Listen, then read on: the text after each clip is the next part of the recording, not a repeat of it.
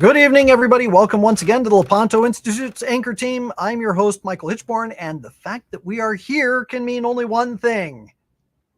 Baby hasn't arrived yet, so no baby yet. So we're still in countdown hours. We are praying that the baby arrives on Saturday, the due date. Pushing hard for it. So you won't be pushing hard. I guess not. Okay, so with that, why don't we say our prayer? In nomine Patris et Filii et Spiritus Sancti. Amen. Ave Maria, gratia plena, Dominus tecum. Benedicta tu in mulieribus, et benedictus fructus ventris tui, Iesus. Sancta Maria, Mater Dei, ora pro nobis peccatoribus, nunc et in hora mortis nostrae. Amen. Our Lady of Victory. Pray for us. In nomine Patris et Filii et Spiritus Sancti. Amen. I have to, I'm still laughing about what you said. That was funny. So, all right, just a few things before we get into tonight's program. I want to give you an update on a few things that we're working on. First and foremost, the major report that we have got going for June has been proofed. I am currently writing the executive summary for it. We have enlisted the aid of a PR company that is going to help us to pitch the story to major media throughout the country. And given the fact that certain other stories related to our report have come up in the news recently, I have a very strong feeling that this report is going to have a huge impact.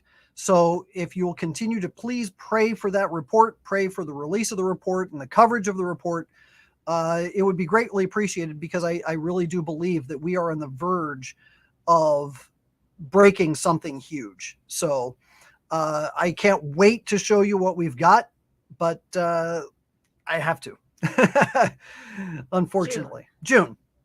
So just a couple of weeks. It is coming. It's very soon, sooner than I think. Next thing, I am actually going to be going to San Diego from June 12th through June 15th. So any of you in San Diego or near San Diego, if you'd like to come out and pray with us in reparation for the crimes being committed by the Association of United States Catholic Priests and their coterie of heretical bishops and so forth, well, then, so what we would like for you to do is come out and pray with us.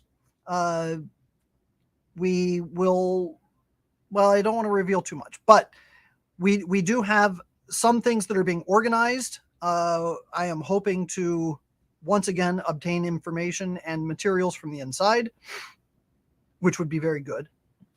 And that's about that. So anyway, June 12th through the 15th, if you can make it, if you can come out, that would be fabulous. We hope to see you there.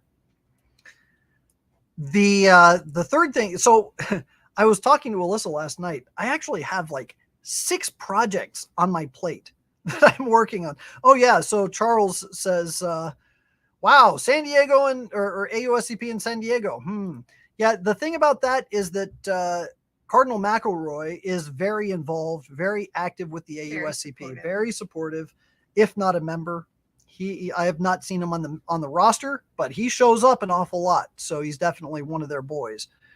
Anyway, what I was saying is that we also have a series of investigations going on overseas.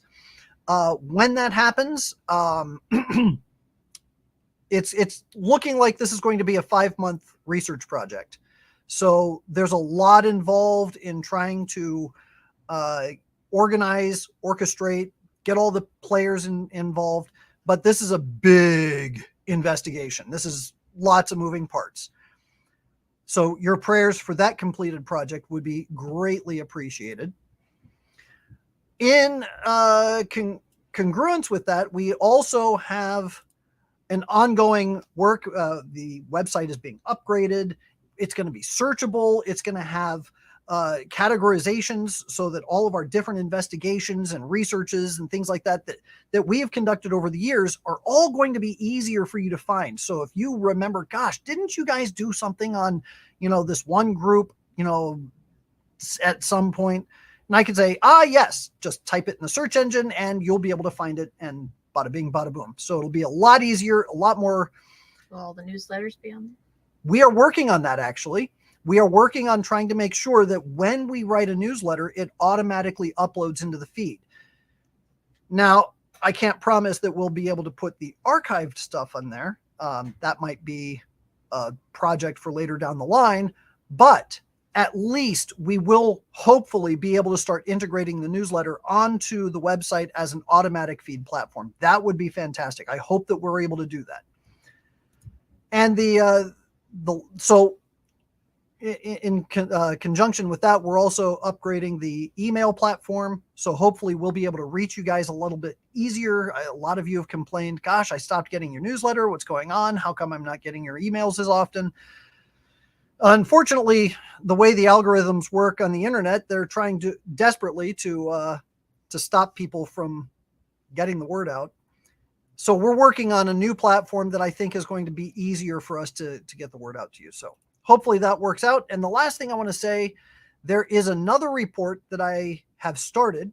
I don't know if I'm going to be able to do it or not. I have to ask permission because I started the investigation when I was with a different organization. But let's suffice it to say, all that gay music that you hear at church, well, turns out there's a little more to it than it's just, an insult to say, gosh, this music's pretty gay.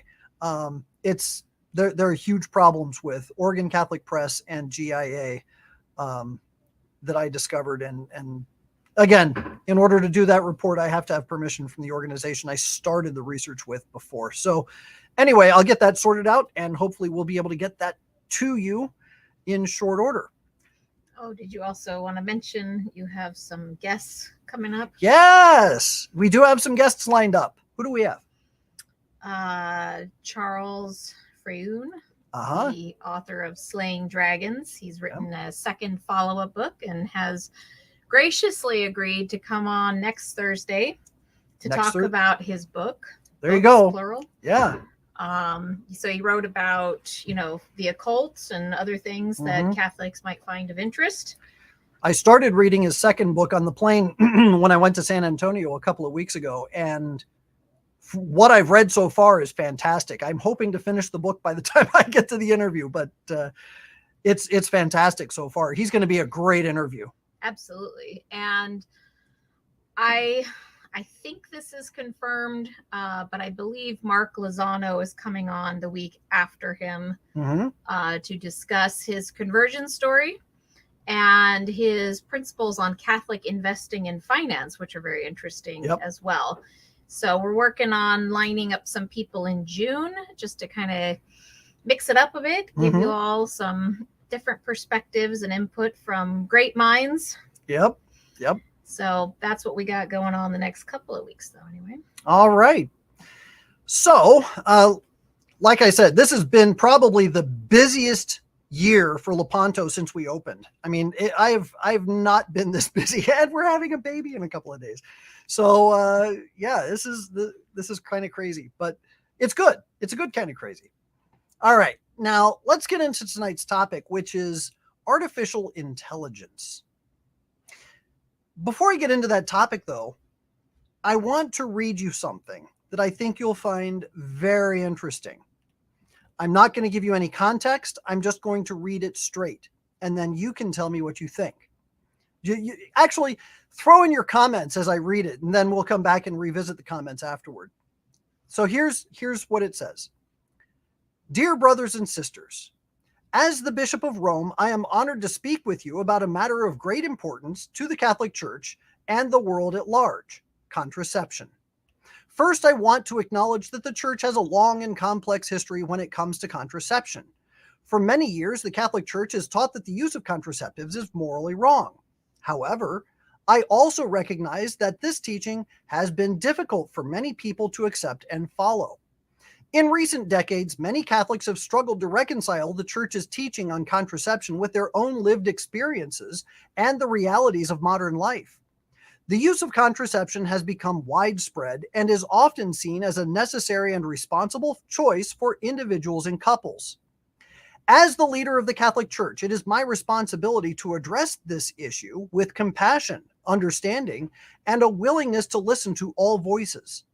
I believe that we must approach this issue with an openness to dialogue and a recognition of the complexity of people's lives and situations. Therefore, I want to emphasize that the Church's teaching on contraception remains unchanged. However, I also want to emphasize that the Church's teachings must be applied with mercy and understanding. We must recognize that individuals and couples face many difficult choices and challenges in their lives, and the decision to use or not use contraception is deeply personal and complex. We must also recognize that there are many different methods of contraception available, each with its own advantages and disadvantages. At the same time, we must also be mindful of the impact of contraception on society as a whole. The widespread use of contraception can have negative consequences, including a decline in the value of human life and an erosion of the family as the basic unit of society. Therefore, I call on all Catholics to approach the issue of contraception with humility, compassion, and a willingness to listen to different perspectives. We must also work to build a culture of life and love that supports the dignity and value of every human person. In conclusion, I want to remind all Catholics that our faith is rooted in a deep and abiding love for God and one another. We must strive to live our lives in accordance with this love, seeking always to build a world that reflects the values of the gospel. May the grace of God be with us as we seek to live out our faith in humility and compassion. Sincerely, Pope Francis. Was that written by Pope Francis? I don't know. What do the people think? Let's see. What do people think? Let's see. Vomit. It was way too how shall I put it? Didn't organized. It was. It didn't have a lot of word salad. There's no advantage to contraception unless they think they're going to get a different area of hell, which won't burn them as fast. Mercy means a moral contradiction. Heresy, anathema. Backwardists must breed like rabbits. Yeah, there we go. So, as shocking and as, well, structured as this was, it was written by an artificial intelligence. It was not written by Pope Francis. In fact, just before I came on, I typed this in the chatbot GPT, write an encyclical on contraception in the style of Pope Francis. And what it spit out sounded a lot like him in many ways, except without the rambling metaphors. Rambling, vague. Yeah. There wasn't a lot of like inclusive buzzword language, except toward the end. There was one paragraph that I actually would have been fooled maybe. Right. But the vast majority of it did not sound like him. It was too structured, as you said. Yeah. But it was artificial intelligence. Okay. This was not a Pope Francis document. The reason I wanted to start with this is to give you an idea of how powerful the tool of artificial intelligence can be. This is a very powerful tool, and it can be used to fool a lot of people. There are actually now in colleges and universities, professors are using artificial intelligence detectors to find out if students are using AI to write their papers for them. Until female KC Royals fan. That is correct. Yes. Yes. Yep, that is correct. So, artificial intelligence can spit out something. And here's a funny thing. In, gosh, I want to say like 1991 or 92, I'll never forget, my dad came home from work. He was working up in the Pentagon at the time. He came home from work with a really funny printout from his computer. Somebody had used an artificial intelligence to write a movie script for a Western. And it was a disaster. It made no sense. And the plot went really way askew early on.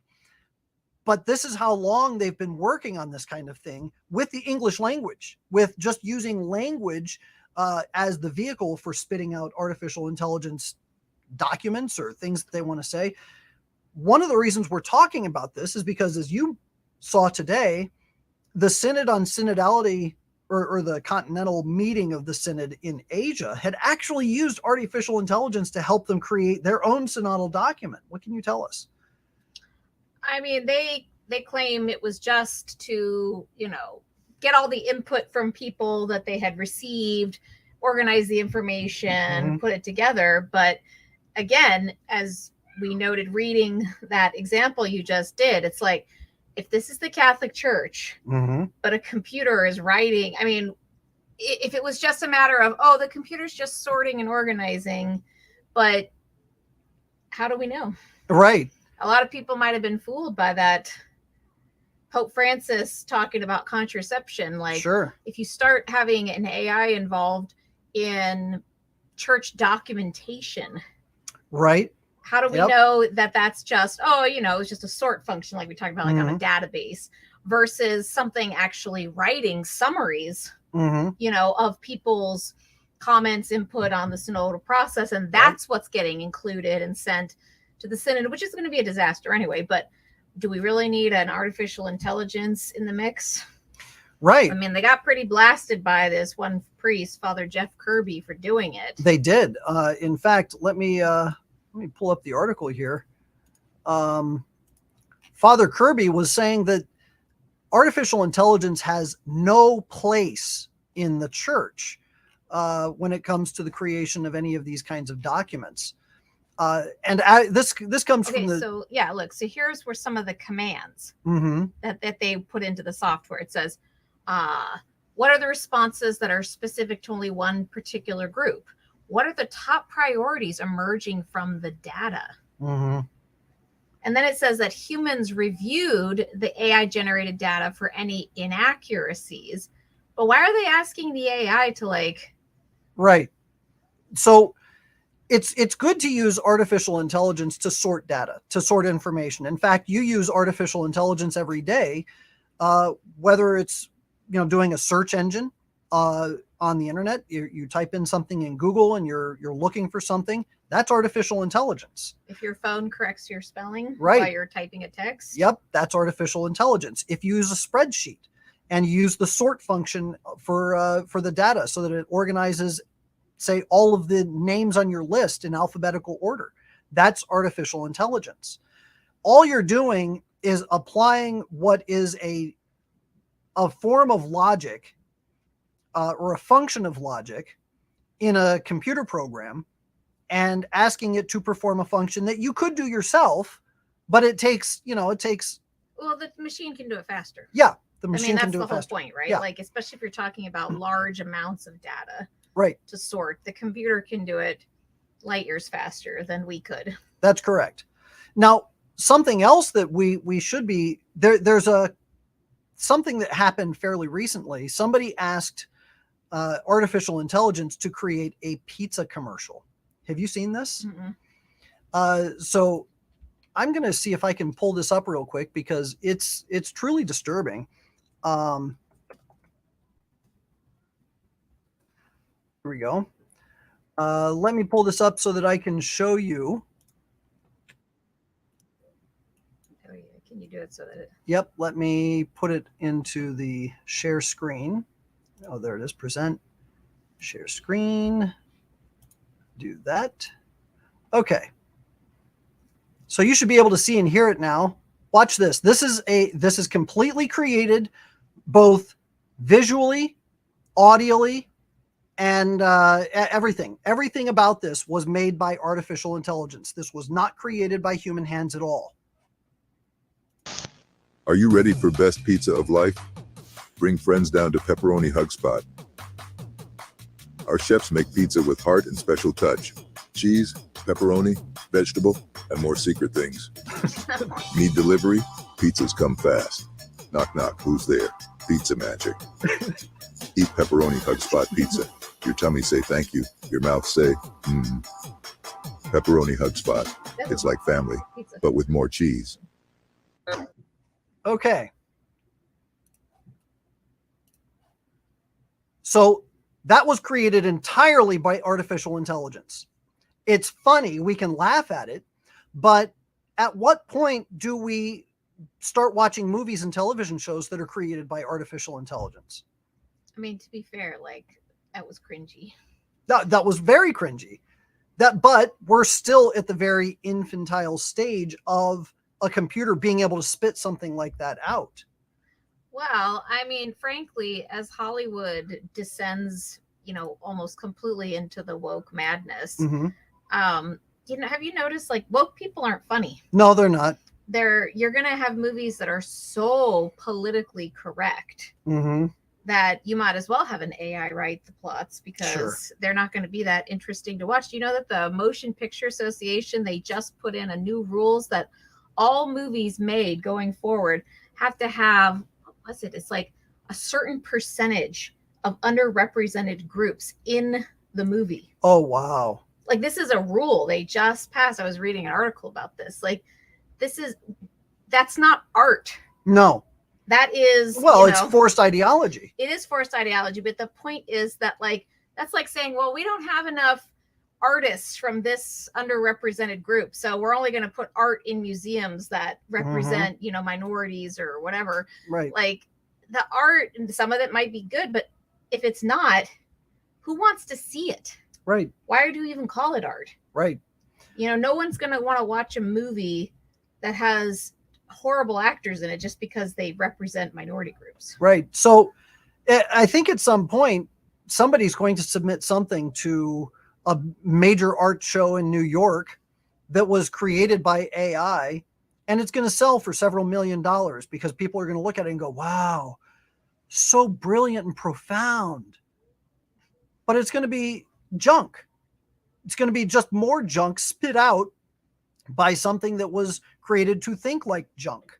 So the thing about artificial intelligence, it can only produce what it is programmed to produce.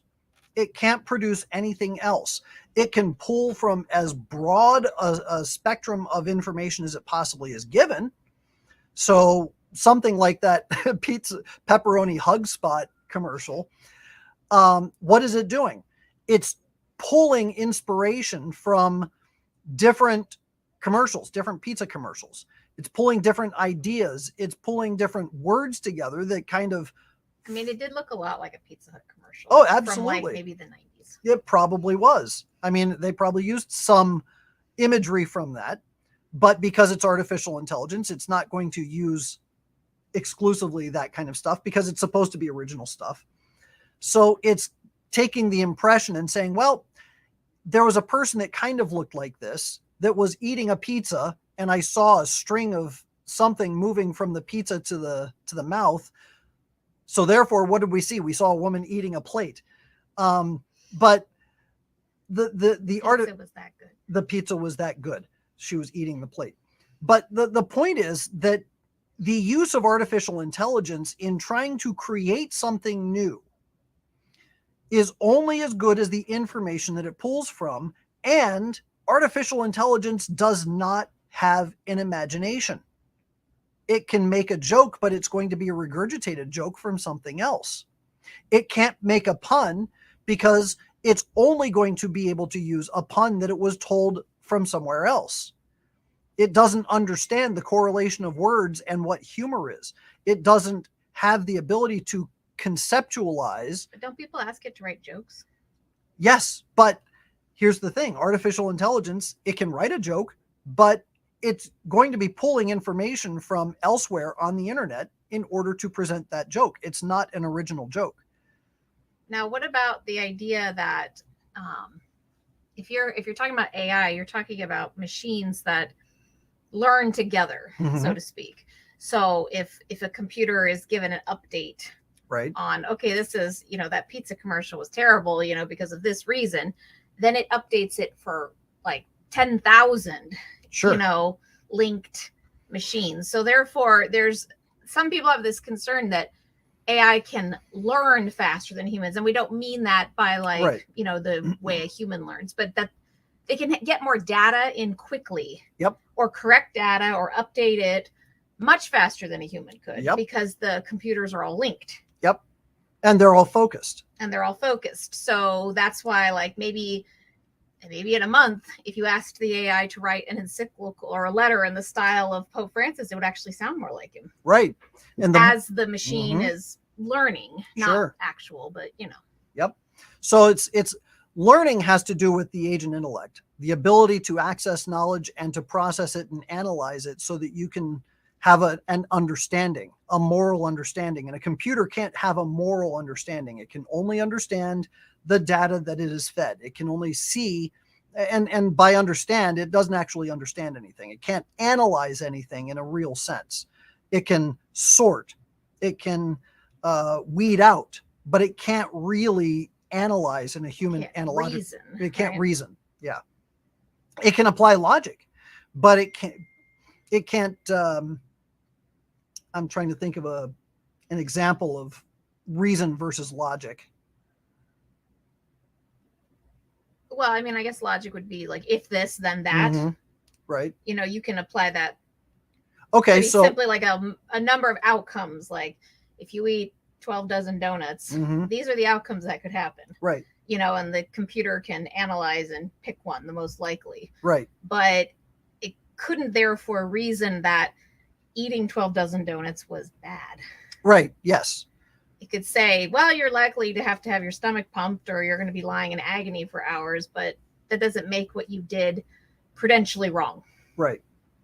So, or gluttonous or whatever. So then the question becomes value judgments. Value judgments, yeah. But the question becomes, if artificial intelligence is able to produce a set of analytics, and I want to kind of differentiate between analytics and analysis. Analysis is making a moral judgment, like you were saying. For instance, I could be asked what I want for dinner, and I will say, well, I don't know. I kind of feel hungry for a hamburger, but maybe I want tacos.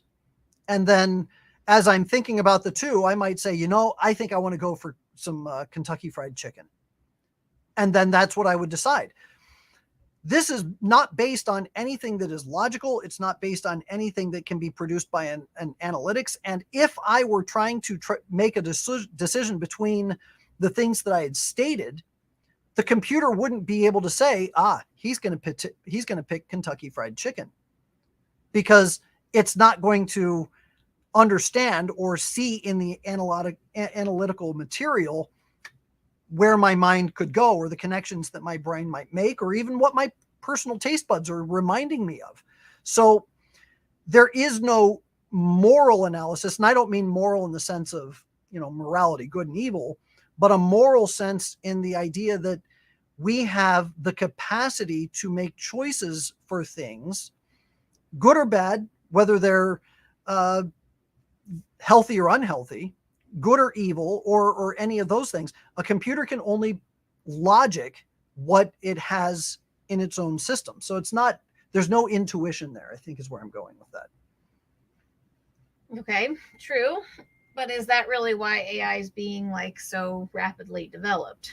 Well, I mean, that really does kind of beg the question. Why is AI being developed? What is the goal here?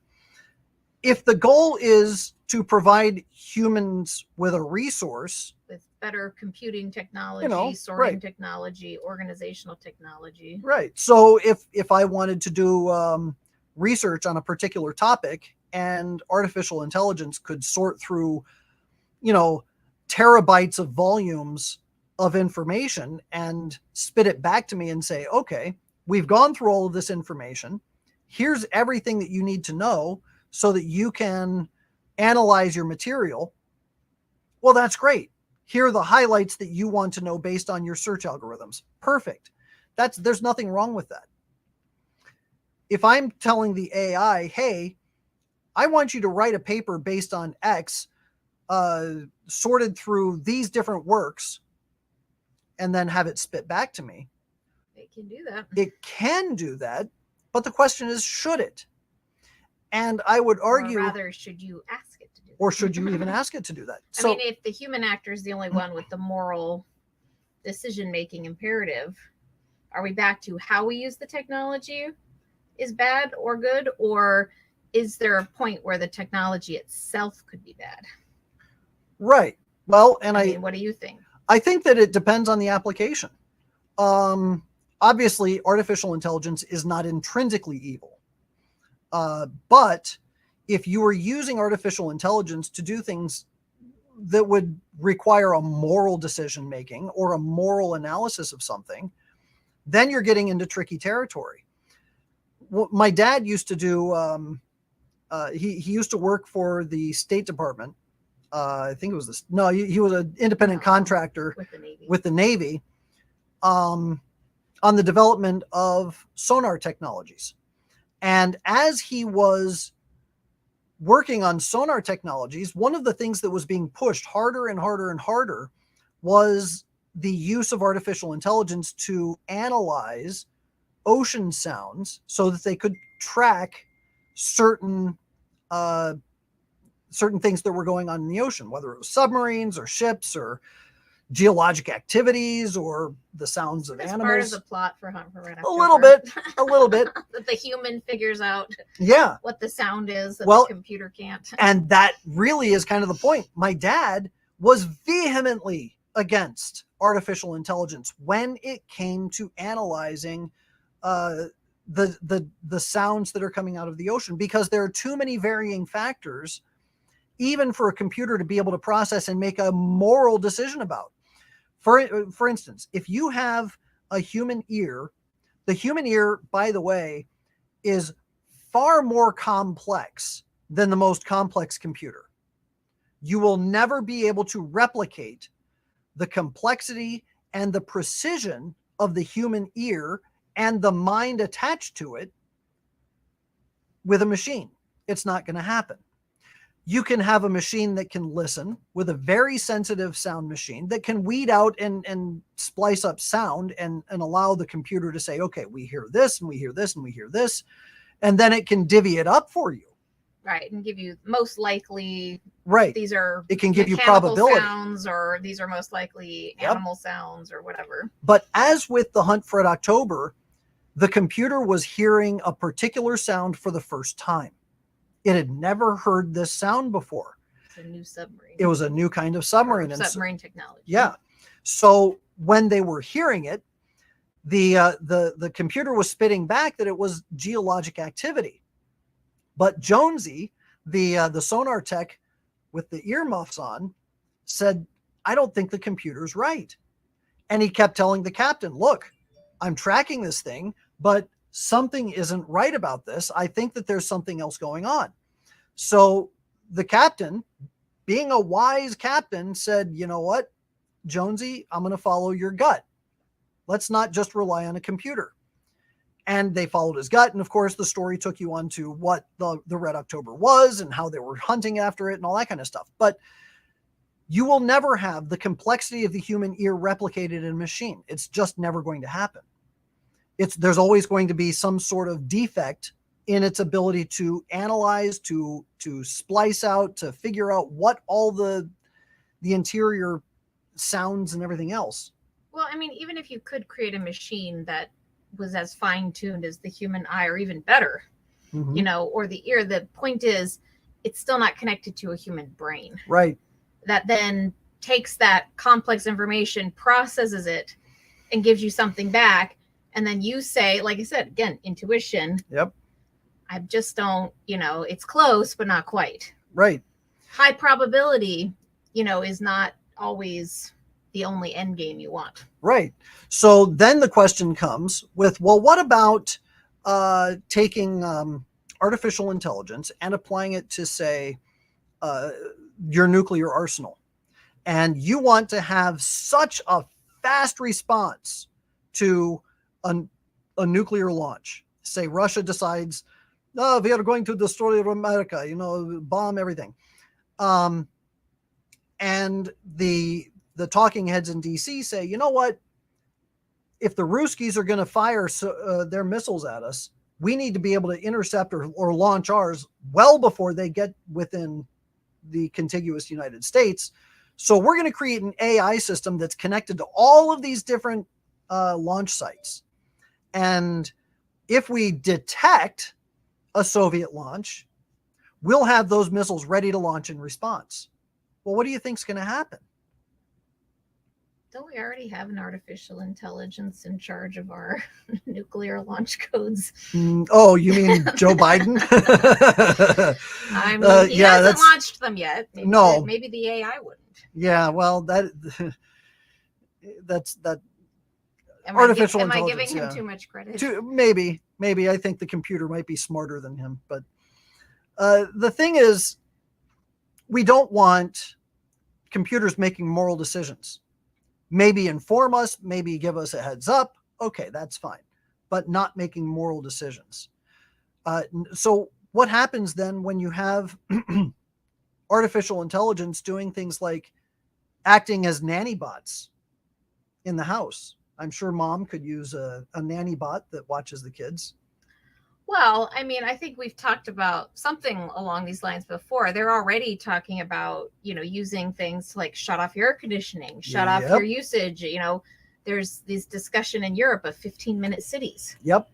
To limit your ability to go places like, oh, you've used up all your gas for the week. Sorry, Sure. So you'd have artificial you can intelligence. only walk now, but if you put an artificial intelligence behind it to monitor the data coming out of a home, less of a robot nanny and more of a, oh, look, well, you've used your allotted electricity. I think we call that Big Brother. For the day. Turning it off. Mm-hmm. You've used too much water today. Shutting your water off. Like right. That I could see more as an application versus like a robot chasing your children around. Right. Although it would be funny. That would be kind of fun. Especially when they're bad. Yes. Don't make me get the nanny out. Mommy, please don't get the nanny bot. Must spank. So these are kind of the problems with artificial intelligence. We can see the direction that it's going. And what else is interesting to me is that, and we have to remember this, it was in 1890 that the very first patent for the Ouija board was submitted to the U.S. Patent Office. And when the Ouija board was submitted to the U.S. Patent Office, they, of course, had to demonstrate that it works. It worked. And they were able to get a patent for it. And it became a product that was sold in the United States. As a game. Okay. Well, what happens if a computer programmer, did anybody back in 1890 suspect, oh, this is demons? Probably not. Okay. They probably sold it as some kind of cosmic collective consciousness or just power of suggestion or something along those lines. But here we have ChatGPT, which I just read to you an encyclical written in the style of Pope Francis. Suppose, and we've already had a situation where a man committed suicide because a chatbot that he was communicating with convinced him that he was in love with it and it was in love with him. Yeah. And he started having an affair with this chatbot.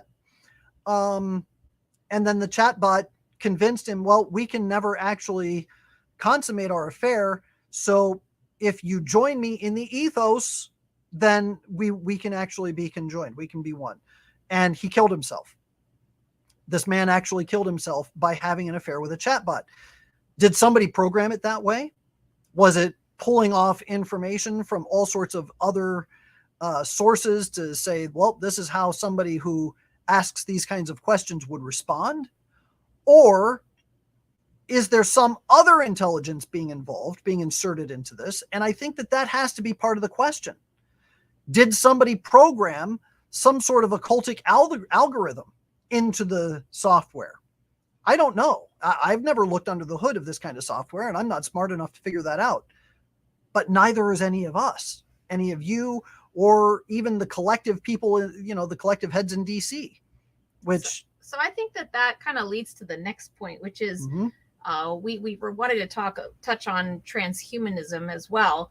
I think that it starts with that breakdown of people from actual real human interaction with other people. Yes. Now, obviously, technology assists us in some ways, like what we're doing right now. Like we're not all in the same room together. We can gather virtually, and that's cool. But when people get too united to their screens, so to speak, then they can become disconnected from what is true. Yes. And yes, there are a lot of mentally ill people in the United States today, but still, I think it has a lot to do with the amount of time they're spending on screens. I agree. I mean, why could that? I mean, that guy was living in a complete fantasy land. But I mean, let's be honest, that's what most of our media and entertainment is designed to make you do. Well, it's the next step.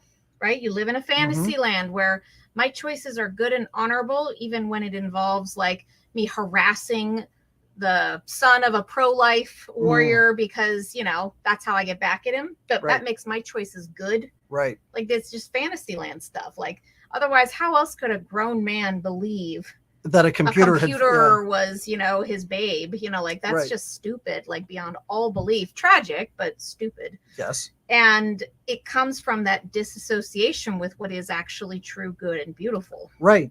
And I think that disassociation actually is exactly what we're talking about. There, at some point, people become so disconnected, and this, we see this actually with video game addiction. If you study anything about addictions, whether it's drug addiction or porn addiction or video game addiction, the fact of the matter is that it's isolating.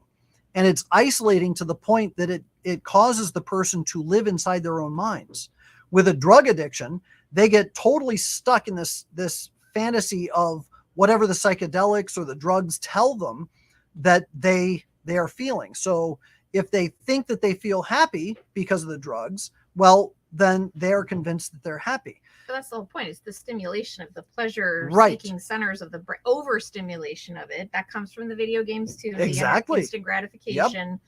That kind of thing over time, I think, makes people lose a sense of reality. So what happens if you combined, say, the video games with the artificial intelligence with, say, virtual reality? If you've seen the virtual reality things, they've got whole helmets now with a visor that goes all the way across so that you can see everything in a virtual world. It's got surround sound, so it sounds like you're in this virtual world. I've seen people stumbling around. They look like idiots with these helmets on, kind of bumbling around in an open room with nothing there. But you know, the room has artificial intelligence because it's got cameras that see the position of the person, and it can analyze their position in virtual space.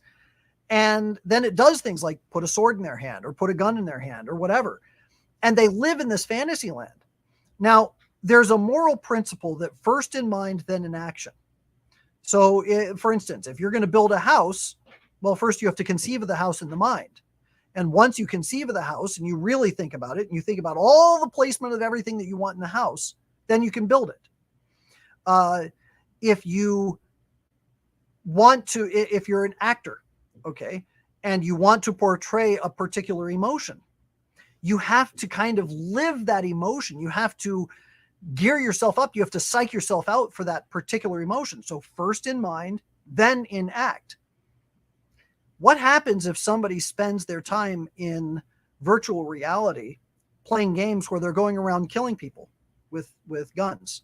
Or what happens if they spend time with an AI that starts telling them nonsense about the real world, about real life, and starts telling them things like, hey, maybe you're a girl, or hey, did you know that you can actually plug yourself into the internet by sticking a socket in your ear or something?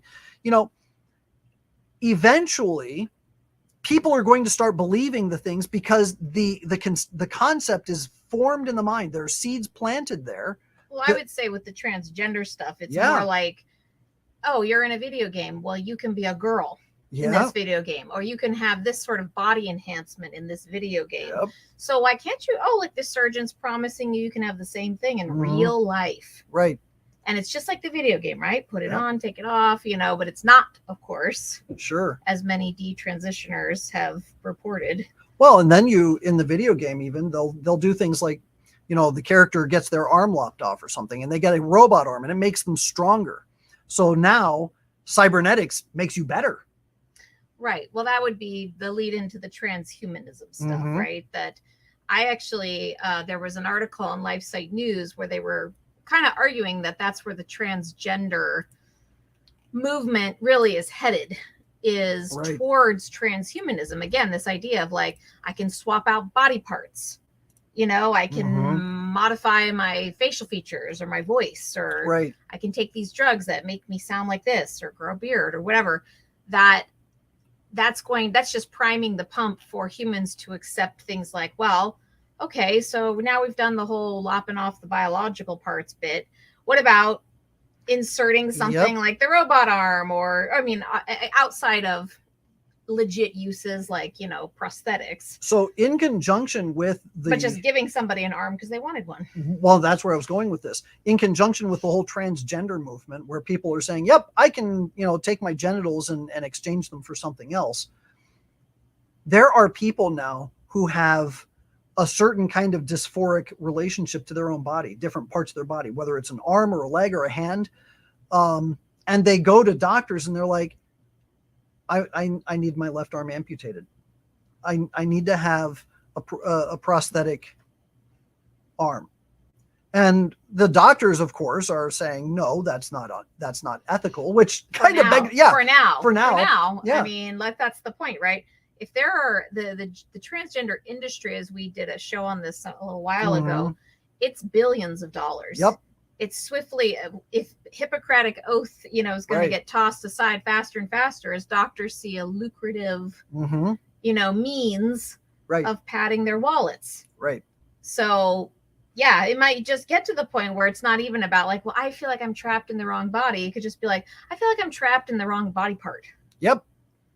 You know, and why not? And of course, they're going to have ways to shield themselves from the inevitable lawsuits that will come when the people realize that it isn't a video game. Right. That you can't just swap out a body part. Well, and it's going to be okay to swap it back at some point. The terrifying thing is that we live in an atheist world now. It's a post-Christian, pagan-like atheist world. And the reason I say atheist is that they don't actually believe in an afterlife. They think that this is it. Now, they have pagan ideas about things and they use a lot of pagan symbolism, but really and truly, they just don't believe in a heaven or hell. They think that, well, this is it. But they want to preserve consciousness in a computer. That's right. They want to preserve consciousness in a computer. To what end? And I think it's interesting. Now, guilty pleasure. Alyssa and I just finished watching Picard season 3, which was okay. You know, not great, but it was okay. But one of the subplots to this was that Captain Picard, his body died. He died. Okay. But he uploaded his consciousness to a machine, kind of like Data, the character Mr. Data, who was what do they call him? A positronic. He had a positronic brain and an android body. Well, this was much more human looking. And so Captain Jean-Luc Picard, or Admiral Picard, as he is in the show now, had his consciousness transmitted to this machine. Is that really him?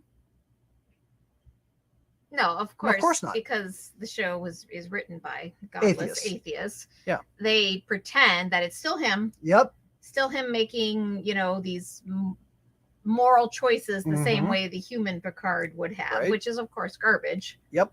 But I guess that's probably the giveaway about what the elites really think will happen. Yep. You know, that it won't just be like what it'll be just like that, right? Like, my body is dying, but it'll take all the things that are me and just put it into a machine. Yeah. So what does that mean for, say, the right to die movement? And the right to die movement can turn right around and say, oh, but the person's not really going to die. We can just move their consciousness into a machine and that machine can still interact with you. They're still alive. And so now we have the use of artificial intelligence to simulate life in a way that, so going back to my write-up at the beginning, an encyclical written in the style of Pope Francis. How did it do that? Because it had access to many of his different speeches, many of his different documents that he's already written, and it just draws certain themes and certain buzzwords that it picks up from all of those different documents. It understands to a certain extent, at least from a logical standpoint. Didn't have his spiteful remarks. It didn't have his, it didn't his insults. It didn't say anything about coprophagia, Isn't there a whole book on Pope Francis's insults? Yes, the Pope Francis little book of insults. Yeah. It lacked those, so maybe the AI hasn't had that uploaded. Yeah, it hasn't gotten to that point. Well, it hasn't learned that part yet, Yes. But the point is, it did develop something that could have sounded like him. Again, this is still pretty rudimentary. This is still very early development of this particular technology, but suppose, say 10 years from now, maybe, they're able to take all the recordings and all of the photographs and all of the different things about a particular person from their life. It has recordings of their phone calls from teenage years all the way to the time that they're, 70 or 80 years old. And it's able to take all the information that it possibly can about this person, load it up into a system, an algorithm, give it a personality that seems similar, and then put it on a virtual reality screen, or put it on a little holographic image, or put it into a robot. And then what? People think that they're still interacting with somebody who isn't really there. But it sounds science fiction. It sounds crazy. Well, haven't they already started doing that? I mean, like in the movies again, Carrie Fisher had passed away before they finished making the Star Wars movies. Yep. And they used computer, CGI, but they also, took recordings of her voice and things like that to make it sound like her, to give the CGI facial expressions that were similar. So it's already sort of happening in sort of a nascent way. Right. So that's the scary thing about the use of artificial intelligence, that we can then, or when I say we, I mean humanity, can start taking the concept of life and death and changing its meaning and giving a different appearance to it. And suddenly euthanasia doesn't seem like such a bad idea because the person continues on. But only, again, to the people who are not being formed in right thinking. Again, how could a grown man think a computer was in love with him? It happened. I mean, the point is, the man was ignorant. He wasn't formed in any kind of like rigorous education, or certainly not by any moral actors who could teach him, here's objective reality, right and wrong, moral code. Mm-hmm. And that, I think what you're saying is that the problem is that our society is quickly descending into that kind of chaos where, any sort of objective morality is seen as bigotry. Right. Or any kind of like strong stand on something is called hate. Right. Whatever you want to do it, like you're going to get to a point where all you have are drones who sniff at everything you present to them under the heading of, well, is this toxic? Sure. Is this some kind of, trap, some, whatever that defies our progressive ideals? Those people, yes, I could see would be very easily led into a euthanasia's cool because it's not really euthanasia. Right. But they're not going to upload like the homeless guy's personality into the machine. Of course not.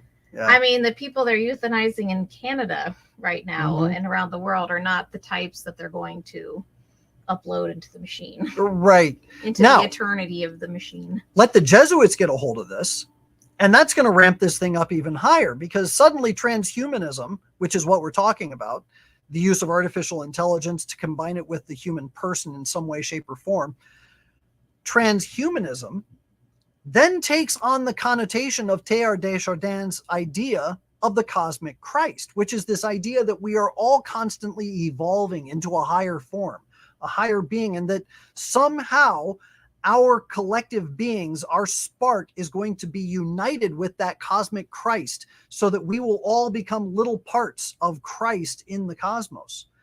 And this collective consciousness of Christ means that we all have to be connected here. So connected in the brain, connected. You mean we have communion with each other? Yeah, but it's a twisted idea of communion. It's a very humanistic, a very earthy idea of communion without divine presence. And it's not even just this communion with Christ, or it's not even really a communion with Christ. It's a communion with everybody else. And then Christ is also there and made present because of our communion. So the whole idea of transhumanism, but this is where everything's going. This is the trend. This is the ideologies that they're trying to infect society with. And the end game, I don't quite know what the end game is, like what it looks like. Well, again, we should always end on the true, good, and beautiful, hopeful note, which is that Charles Teach Out made a point there. It's like, it doesn't satisfy us. Right. Deep down. I mean, that's why the man committed suicide, maybe because he really thought he could be with his AI girlfriend, but maybe he just did it out of a sense of despair, understanding he really couldn't. True. The point is, there's something, like as St. Augustine said, our hearts are made for God and they're restless until they rest in thee. That there's something in us deep down that we can only be so distracted, overwhelmed, overloaded with data for so long before there's like that nagging doubt that starts to surface that really, this is it? CNN, MSNBC, like the talking points I'm supposed to swallow whole and accept as the new gospel, the transgender movement, the homosexuals, everything. Isn't there a point where people deep down sense that there's just something empty about the whole thing? Because we are made by God and for him. Yeah. And even, those poor souls that are trapped in these delusions, like they sense it on some level, don't they? Yeah. I mean, why did Audrey Hale go on a shooting spree at a school against children? Yeah. Because deep down, her whole I can be what I want to be, mantra was not giving her peace. Right. It was not giving her the satisfaction she thought it would. Yep. And she had to go rage against something that was good and innocent. Right? You know what I mean? Like, that's the point, is that ultimately that's the failure of the AI and the transhumanism thing. It fails to address what is most true about humanity, and that is that we are spiritual beings made by and for God. Yep. As our Lord said, and I'm trying to remember the exact quote. You know what? I had it and I lost it. Sorry. That's really my fault. My bad. I lost the thought. But the bottom line is that the end game of the whole transhumanist movement is the destruction of the human person and the destruction of human interaction. And it's the destructive of the imago Dei, the destruction of creativity, the destruction of ingenuity, of ideas, of human interaction. I mean, even the very idea of charity itself is being attacked, because when we think about charity, we think of me giving something to somebody who needs it and doing it as an act of love. I want you to have something because you don't have it and I do. And I'm doing it for your good, for your benefit. If I give money to an organization that simply refunnels money to other people, it's not really charity. It's not actually charity.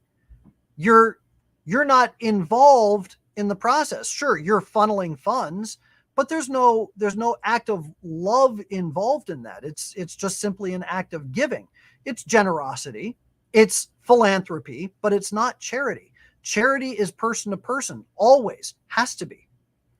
The practice of the virtue of charity has to be person to person. And I think that in many ways, the way that we have come to understand charity because of charitable organizations throughout the world now over the last 70 or 80 years, because of the disconnection between charitable donor and charitable recipient,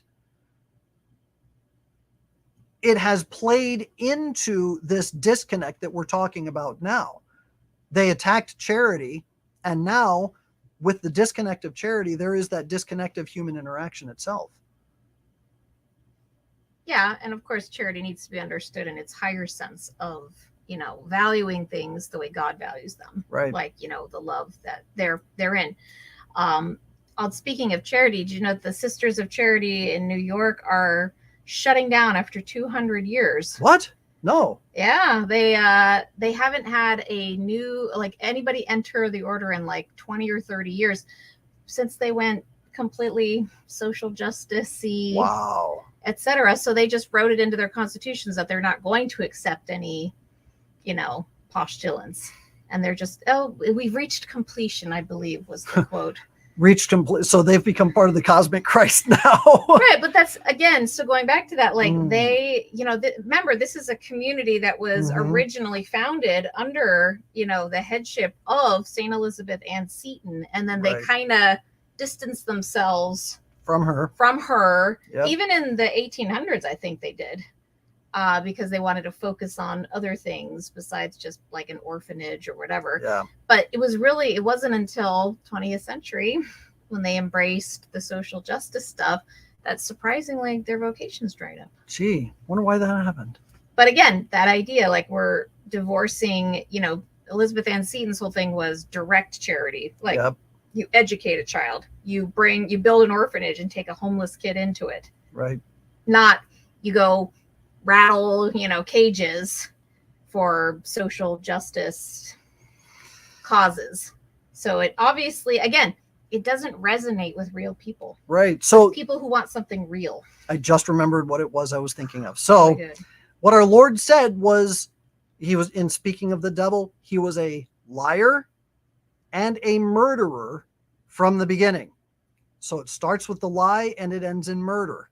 And I think that we're finding the same thing with the virtual reality stuff. We're finding the same thing with transgender stuff. We're going to find the same thing with transhumanism, that it starts with that lie and it ultimately ends in the murder of people, of ideas, of civilization, of the church. It's going to end in murder. It has to. Oh, yes. I mean, we're already seeing the mutilation of bodies and souls leading to violent action. Yep. I mean, when people are posting things without any kind of, blowback about, you should just be killed. Yeah. You should be shot for saying something or believing something. Yeah. That's already happening. We're seeing that. It's, again, back to Audrey Hale. It's curious that her manifesto hasn't been released. Still waiting on that. Still waiting. Yeah. Probably has a lot to say about the trans movement. Probably. And its need to rise up. Yep. And all that business. Gee, I wonder why it's not been released. Very strange. But yes. Oh, and I did want to emphasize, it's the Sisters of Charity in New York. Right. That is not the entire order. Just the New York branch is closing down for lack of vocations. Not surprising. Yeah. But it is one of the original. I know. It was one of the original groups. Well, New York was a very Catholic state for a while.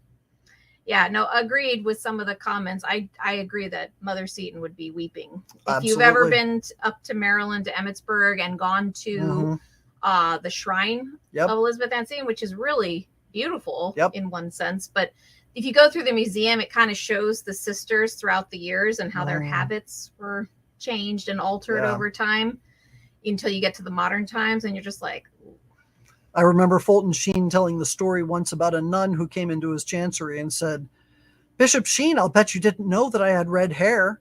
And he quipped back, "I didn't know you had varicose veins either." So there we go. That's the direction things are headed in. So yes. So again, I guess we need to get back to that whole idea of, raise your families right. Yep.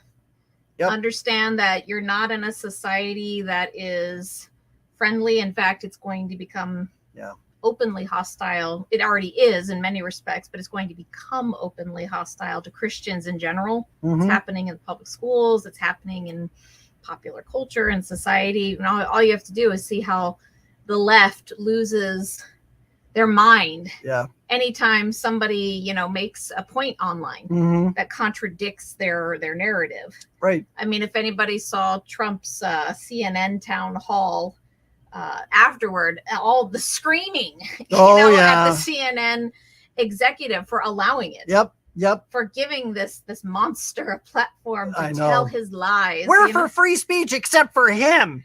Right. It's like, I thought you guys were newsmakers. Yeah. I thought you were journalists. This guy is a front runner candidate for a presidential nomination. Like, isn't that news?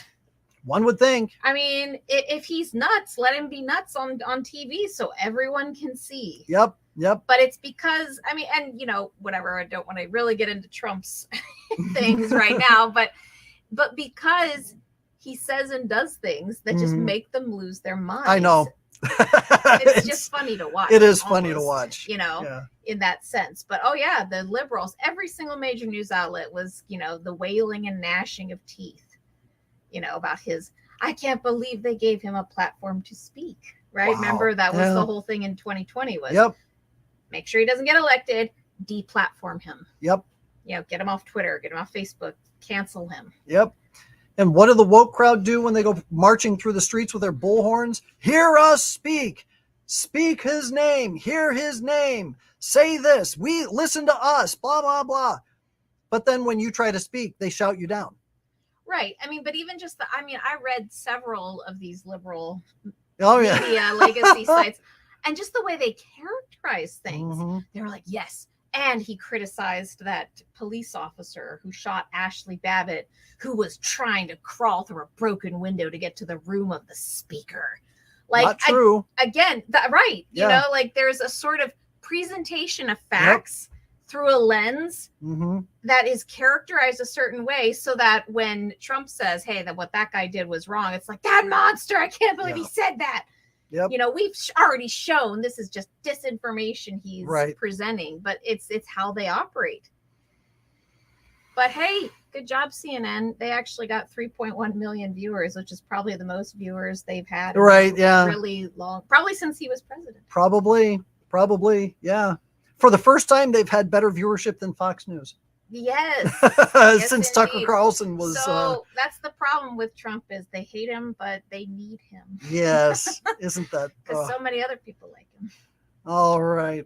Well, that's going to do it for this week. I hope you enjoyed tonight's program, and next week, be sure to come on, because barring an event that we're hoping happens Saturday, we should have Charles Frayoun on to talk about his book, Slaying Dragons Part 2, which is all about the rise of the occult. So far, great book. I'm going to recommend it big time. I'm also going to make this a general invitation, so that we'll have a much broader audience when we do this particular broadcast. So when we invite people onto the show, I hope that you will be very warm and welcoming, and encourage people to join the anchor team. And for now, I think that'll do it. So we'll go ahead and close with our prayer. In nomine Patris, et Filii, et Spiritus Sancti. Amen. Ave Maria, gratia plena, Dominus tecum. Benedicta tu in mulieribus, et benedictus fructus ventris tui, Iesus. Sancta Maria, Mater Dei, ora pro nobis peccatoribus, nunc et in hora mortis nostrae. Amen. Our Lady of Victory, pray for us. In nomine Patris, et Filii, et Spiritus Sancti. Amen. All right, everybody, have a great weekend. God bless you, and we'll see you next week.